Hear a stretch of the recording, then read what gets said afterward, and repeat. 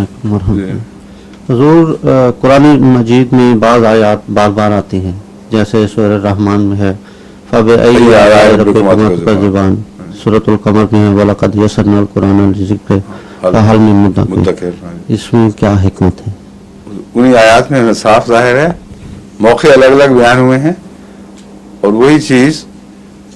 توجہ دلانے والی ہے، ہر موقع پر غور کر کے اس کا پیغام بھی سمجھو، اس کا پیغام بھی سمجھو، اس کا پیغام بھی سمجھو۔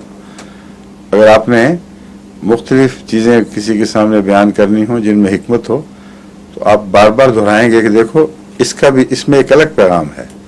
اس میں ایک الگ پیغام ہے، اس میں الگ پیغام ہے، لیکن نوعیت بنیادی طور پر ایک ہی ہے۔ اعلیٰ کا مضمون بتاتا ہے کہ نوعیت یہ ہے کہ خواہ تم اس کو برا دیکھ رہے ہو، خواہ اچھا دیکھ رہے ہو، وہ اللہ تعالیٰ کی طرف سے ایک انعام ہی ہے،